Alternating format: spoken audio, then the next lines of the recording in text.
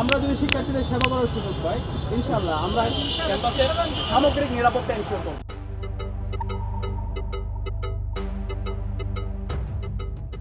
অন্তর্বর্তী সরকারের প্রধান উপদেষ্টা ডক্টর মুহাম্মদ ইউনূস নির্দেশ দিয়েছেন, ঢাকা বিশ্ববিদ্যালয়ে কেন্দ্রীয় ছাত্র সংসদ ডাকসু নির্বাচন যেন শান্তিপূর্ণ ও উৎসবমুখর পরিবেশে অনুষ্ঠিত হয়, সেজন্য বিশ্ববিদ্যালয় প্রশাসনকে সর্বাত্মক সহযোগিতা প্রদান করতে হবে।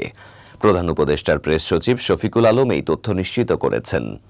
রবিবার দেশের সার্বিক আইন শৃঙ্খলা পরিস্থিতি নিয়ে প্রধান উপদেষ্টার সভাপতিত্বে অনুষ্ঠিত এক উচ্চ পর্যায়ের বৈঠকে এই নির্দেশনা দেয়া হয়। তফসিল অনুযায়ী অনুষ্ঠিতব্য নির্বাচনে ডাকসুর ২৮টি এবং হল সংসদে ১৩টি পদ সহ মোট ৪১টি পদে ভোট দেবেন ঢাকা বিশ্ববিদ্যালয়ের শিক্ষার্থীরা।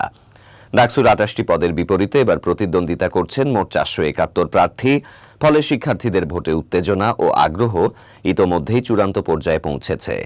ঢাকা বিশ্ববিদ্যালয় কেন্দ্রীয় ছাত্র সংসদ ডাকসু শুধু একটি ছাত্র সংগঠন নয়, বাংলাদেশের ইতিহাসে গণতান্ত্রিক আন্দোলন ও সামাজিক পরিবর্তনের অনন্য প্রতীক।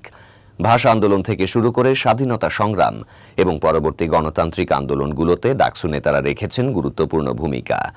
দীর্ঘ সময় পর অনুষ্ঠিত হতে যাওয়া এই নির্বাচনকে ঘিরে তাই শিক্ষার্থীদের মধ্যে বাড়তি আগ্রহ।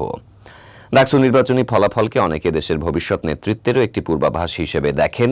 ফলে এবারকার নির্বাচন শুধু বিশ্ববিদ্যালয়ের নয়, বরং জাতীয় রাজনীতির অঙ্গনেও বিশেষ গুরুত্ব বহন করছে।